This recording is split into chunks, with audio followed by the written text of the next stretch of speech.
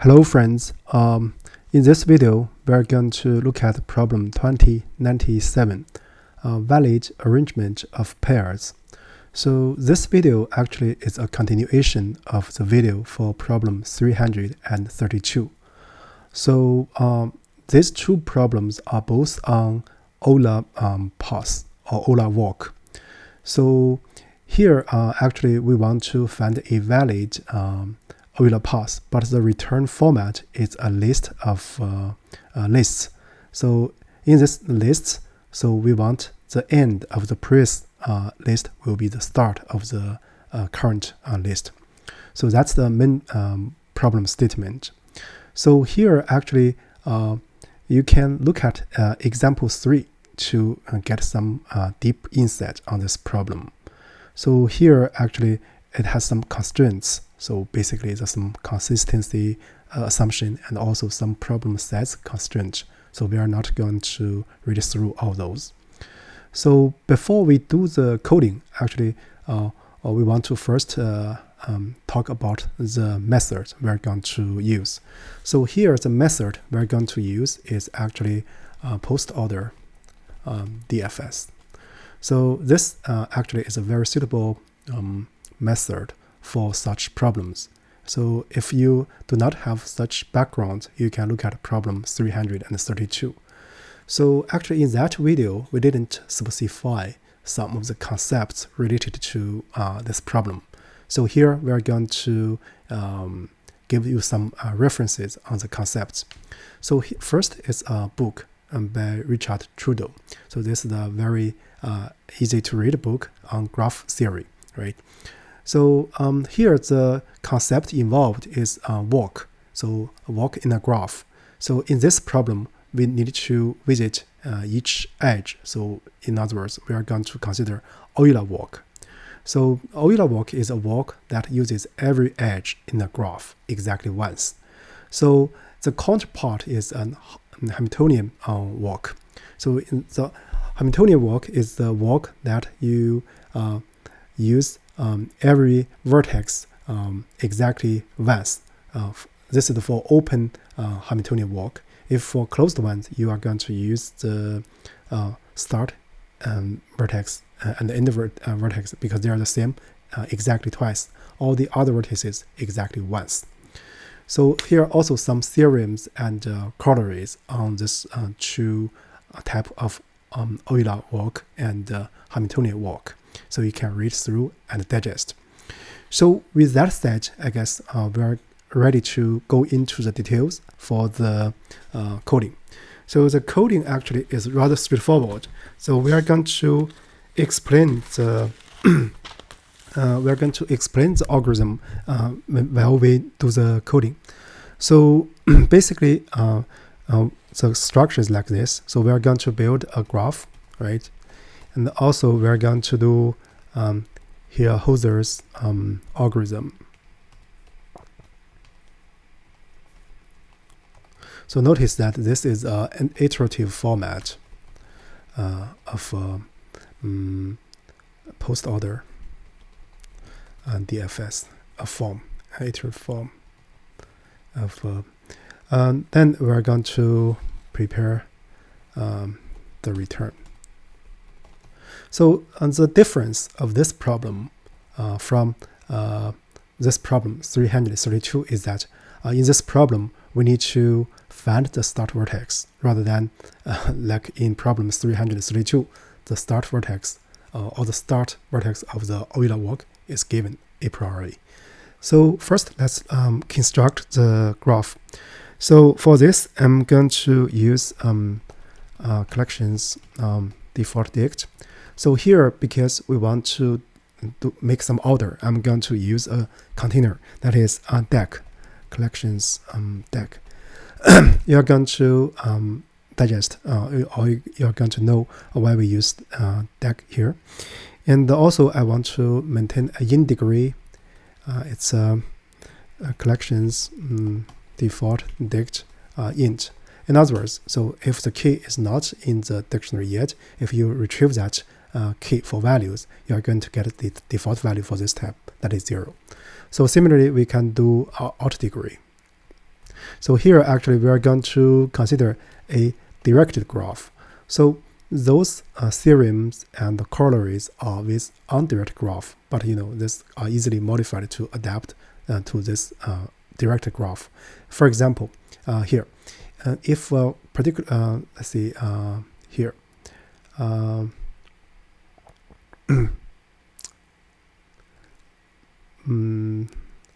this one, if a connected graph has an open Euler walk, then it has exactly two odd vertices, and the converse is also right.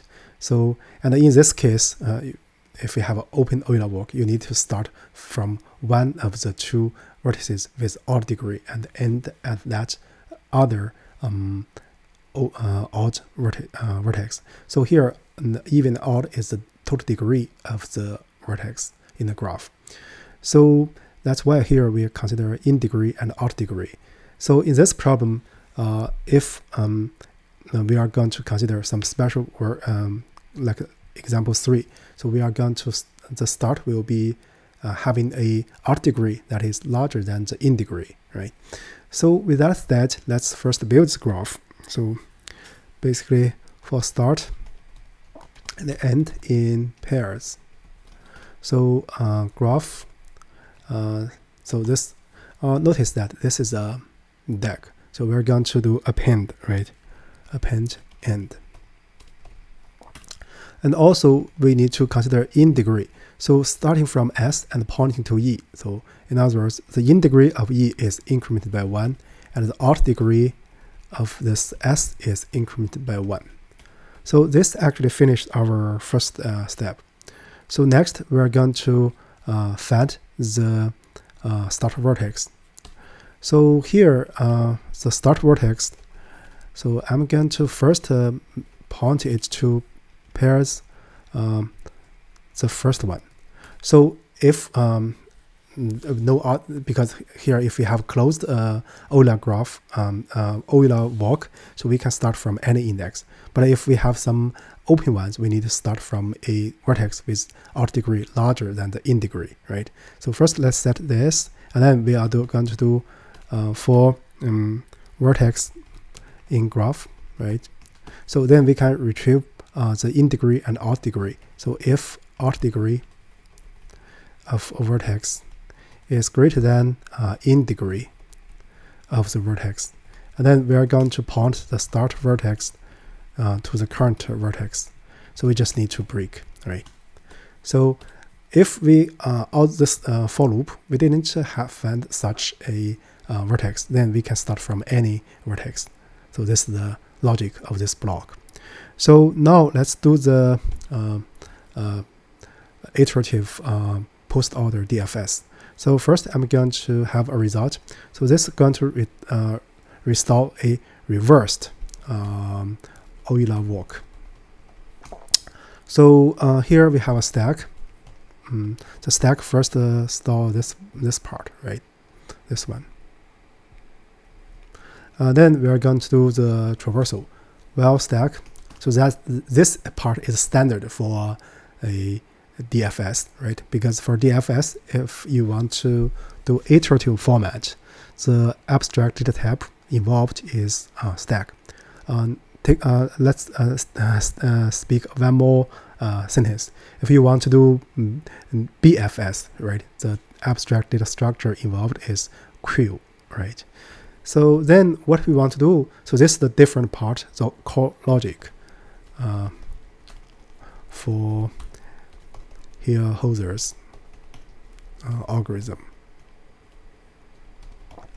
So here is that. So for each vertex, so the vertex currently is graph stack top element.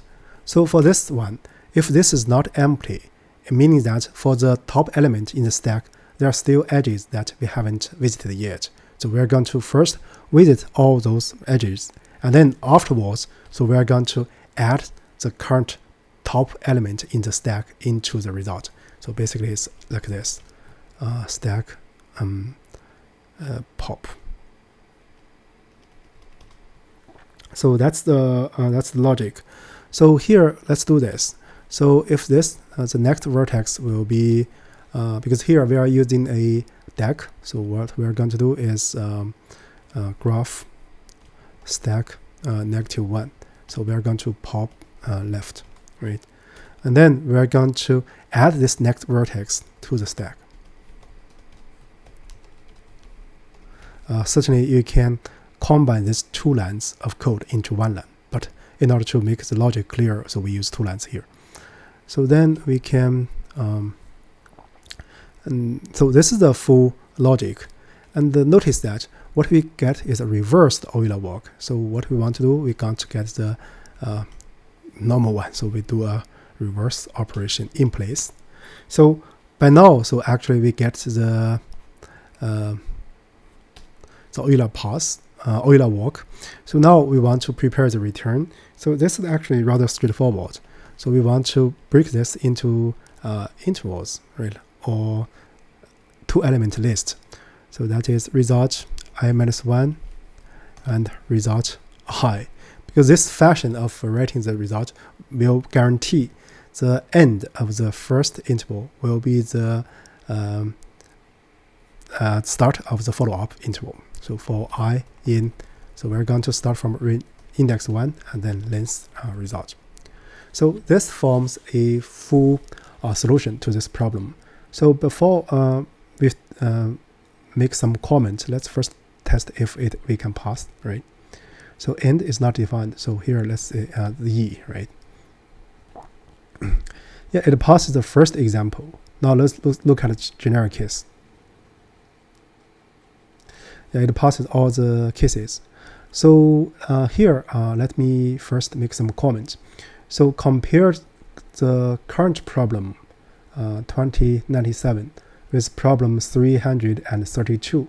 So you can see here this part, this is the extra part for this problem here. And another difference of this problem with problem 332 is that here we are using the deck data structure or queue. And in problem 332, the default container is actually a min heap in order to take into consideration of the order relations there. So this is a iterative format. So we can easily do a recursive format. Let me copy this part. So what I'm going to do, I'm going to change this one into version v1. And then what we want to do, so once we get this part, so we keep this part identical up to now. Build the graph, and then what we want to run is an recursive format of the post order DFS. So what we want to do, still we get this one, but here we are going to write a post order DFS. So you start from a vertex, and then what we are going to do is the following. So, well, the graph vertex, meaning that there are still edges starting from this vertex we haven't visited yet. So let's get that. So for example, all the paths, one of the vertex. So that's next vertex. So this is graph vertex pop left. So you can compare with the, so here actually they're almost identical code, right? So what we want to do, because here we cannot add to the stack, we have no stack, and then we are going to do post order DFS starting from next vertex, right? So because if next vertex still have edges, so we are going to do that. So you can see this is the depth first traversal. But here we haven't add the vertex yet. In other words, it's a post order, right? So here we are going to append the vertex, right? So here, from here, you know, we are doing post order, right? From here, you can see we first visit this is DFS, right? First visit all the edges, and then after we visit all the edges in our recursive depth first fashion, then we are going to append those. So here actually we need to add one line, because this is the function. We need to call this function first, right? So call this function, but here we are going to use this start vertex, and then we reverse that, then this part will be the same. So we can do a test. So I also change this to be v1, right? So yeah, it passes the first example. So next, let's look at the generic case. Yeah, it passes all the cases. So here, actually, I would suggest that you either compare the current coding or current solution to that of problem 332 to have a better comprehension. And also, it's also might be helpful that you can try to walk through example 3, for example, using the code here or here. So if you do a step-by-step walkthrough, it might help you digest the core logic and have a better understanding. So with that said, I guess that's about it for the current video. Thank you.